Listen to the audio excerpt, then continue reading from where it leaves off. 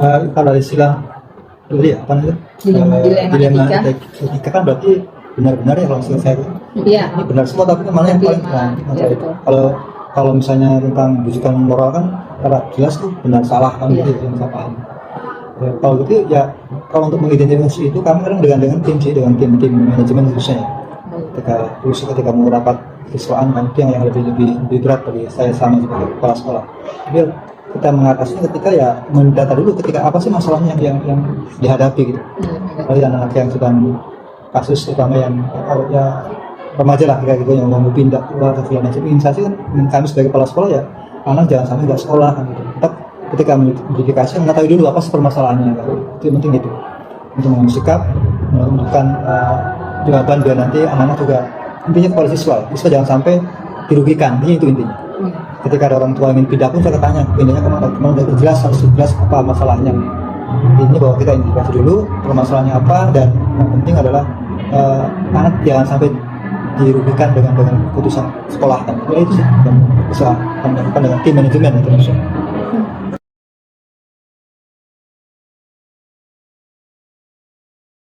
Kalau lakukan kita memang rapat dulu rapat ya, tapi ketika ada kasus terapkan dengan tim manajemen itu, lalu kita cari tuh nilai-nilai yang tadi karena terkait dengan etika ya, kan baik benarnya kan itu, nilai-nilainya dulu apa, kemudian siapa sih yang terlibat di situ, yang terlibat kasus siapa aja yang terlibat, kemudian yang berikutnya ya baru mencari fakta-faktanya, fakta seperti apa nih, baru kita coba dengan tim ini adalah menguji apa macam pengujian baik benarnya kan, kita uji, kita coba untuk kalau kita ambil keputusan itu, uji pun juga kita harus menentukan lagi bener nggak sih hasil jawaban itu kan, ada uji kembali lah kira-kira diagnosis.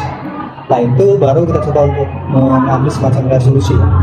Nah ketika ambil resolusi pun kami tidak langsung untuk oh ya itu jawabannya, enggak, tetap ada kebalikan lagi, bener nggak nih yang kita punya seperti itu gitu. Terus paling 2 kali siklus lah.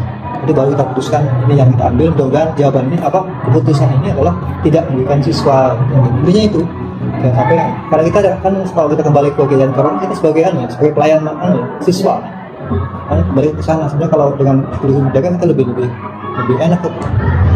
Kita menyadari penuh gitu tentang itu barangkali yang bisa saja langkah-langkah. Saya lebih baik ke ketika mana yang lebih baik itu adalah mana sih yang lebih kemaslahatan lebih besar pada siswa. Jadi ketika ada hal-hal dua pilihan sebenarnya benar, tapi mana yang lebih menguntungkan besar pada siswa itu yang kami ambil. Dan sampai kita ambil yang itu juga kita ambil yang kalau siswa ya, kalau kasusnya tentang kondisi sekolah ya mana yang kemaslahatan lebih besar gitu. Kalau yang sama-sama benar, sama-sama baik, kita ambil yang paling besar kemaslahatannya, kebermaknaannya lah kira-kira. Kalau yang terkait dengan waktu ya mana yang lebih urgen kan, mana yang lebih ada kasusnya satu sarana yang mungkin berbahaya tapi kita nggak punya anggaran kan, tapi harus kita utamakan perbaikan dulu gitu, lalu kita nggak punya anggaran dengan cara apa ya, mungkin dengan cara pinjam dulu ke penyedia dan segala macam. Intinya bahwa jangan sampai membahayakan orang-orang yang ada di sekitar sekolah. Intinya bahwa pemasaran yang akan utamakan. Jadwal mungkin kami hanya tiap hari Rabu ya, Rabu kan kita ada rapat untuk dengan tim manajemen itu. Rabu pun juga teman-teman wakil kosong tuh kan, itu harinya. Tapi kan ketika ada kasus kami tidak harus menunggu hari Rabu, tidak gitu. Misalnya satu contoh kasus muncul di hari Kamis, kan mungkin kita menunggu Rabu kan. Tetapi ya ketika ada muncul hari itu kita akan bisa tetap kita undang teman-teman dapatkan dulu di tempat yang tersendiri kan. Jadi artinya bahwa ada kalanya kita ada waktu, ada kalanya kita spontan ketika menyelesaikan, jangan sampai berlarut kan. Artinya pun kalau disilakan di tempat ya enggak juga, tapi kita dibicarakan di forum khusus dulu, baru diselesaikan di hari itu gitu. Jangan sampai berkepanjangan kan.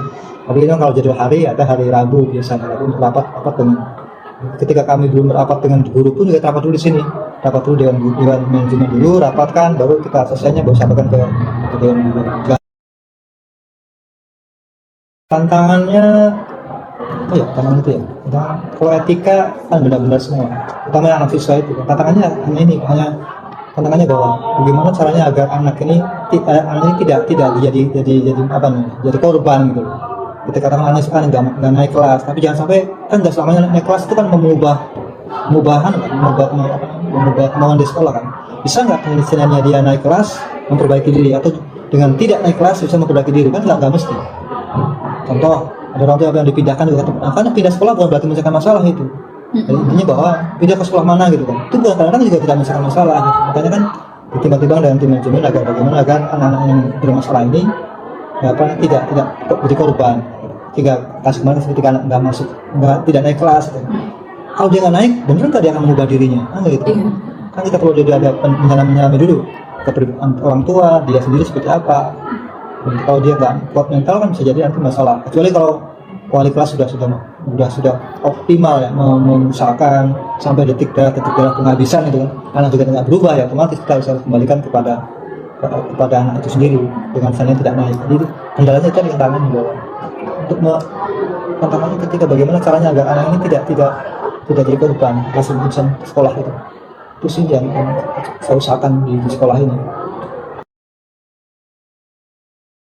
Membantu ya, punya nggak perorangan, kalau itu perorangan ada seseorang ya. Iya, saya lebih banyak kepada tim sih ya, tim manajemen itu.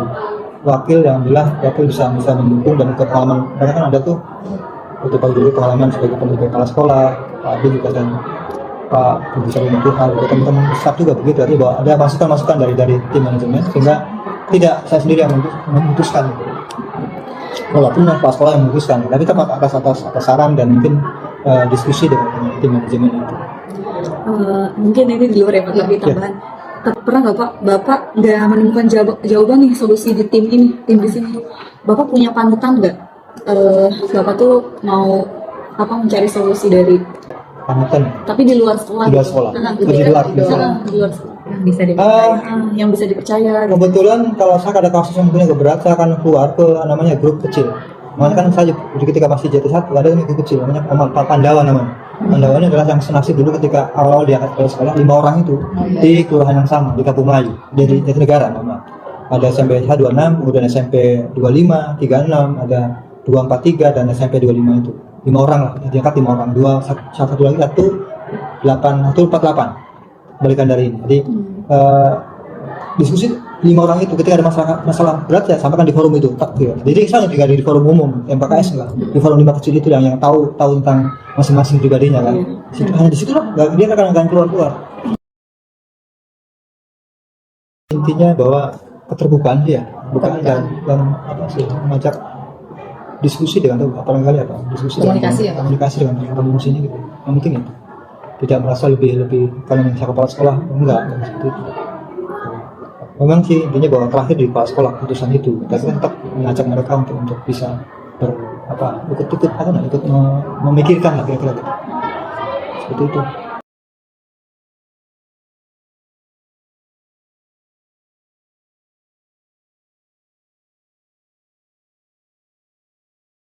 Ajak ngobrol tuh anaknya sama wali kelas, ajak ngobrol orang tuanya gitu. Jadi mereka akhirnya memahami tugasnya adalah sekolah, memaknai artinya dia bekerja untuk orang tuanya. Dan saya minta berikan motivasi itu bahwa anaknya itu boleh membantu tapi bisa mengatur waktu. Delegasi baru sampai dengan wali kelas tuh, alhamdulillah pas bagaimana udah disampaikan orang tua lebih pagi udah ngobrol. Yang penting pendekatannya secara humanis, kita pendekatan dalam maknanya dan sebagainya. Ketika saya menyampaikan ide pertama kan misalkan di tim dulu memahami, baru nanti ke teman-teman. Jangan sampai teman-teman tahu atau tidak rujuk dulu. Jadi obrol dulu. Kalau sudah berpendapat membuat kesepakatan, ya sudah, jangan banyak lagi berubah gitu. Di tengah jalan gitu. Saya mencegah kebijakan. Udah kita sepakati, tengah-tengah dipatahin karena kepentingan sendiri. Saya sampaikan. Diajak ngobrol gitu. Kita nggak bisa membiarkan, karena itu tidak melanggar aturan gitu. Jadi tata tertib kita tegakkan, tapi komunikasi dengan anaknya, pendekatan dengan orang tuanya pun jalan gitu, nggak hanya satu tebang gitu aja, dan udah jalan gitu ya. Kami kan setiap bulan tuh ada rapat dinas lalu bahas tentang absensi dan sebagainya gitu. Jadi kalau wali kelasnya tidak berperan banyak, tahu-tahu nih anak nih misalkan udah berapa lama gitu nggak masuk-masuk gitu. Di ujung-ujungnya aja mau kenaikan kelas aja baru muncul. Saya bilang yang begitu dinaikkan. Karena apa? Salahnya di siapa? Kita. Wali kelas tidak mengontrol, nggak bisa gitu. Karena kenaikan kasus harus ada pakai proses, nggak bisa ujuk-ujuk. Satu dicek dulu kan, anaknya, keluarganya, udah berapa kali kumpisi, minimal 3 kali kan gitu.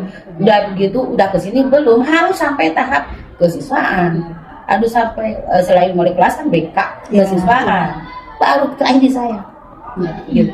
Kalau itu tidak dilalui prosesnya, nggak boleh ada yang protes harus naik kelas. Ya salah sendiri kita, kenapa? Ada pernah kejadian, tahu-tahu ada nggak buktinya? Aturannya begitu, ada buktinya nggak? Kalau nggak ada buktinya, tidak boleh sembarangan. Gitu. Kira-kira selama ini apa tantangan dalam pengambilan keputusan yang pernah Ibu jalan? Tantangannya justru saya ingin begini, banyak ide dong teman-teman, harus punya ide. Aduh pingin dah begini ya. Mungkin teman-teman masih banyak kerjaan di administrasi, di ngajar, mungkin ya kan banyak ya iniannya. Ya sudah lah, berarti saya yang seperti gimana, karena secara pengelolaan secara umum kan iniannya. Gitu. Jadi maunya dari kita baru, oh ya ngikutin gitu kan. Ini saya tuh kan, ayo dong, tadi, tapi kan nggak semua orang bisa begitu. Oh, iya. Ya. Kalau saya sih jadi pembelajaran komunikasi, konsep komunikasi dan mengerti karakter teman-teman. Tadi komunikasi di dalamnya komunikasi sudah ada kepercayaan. Siap. Ya.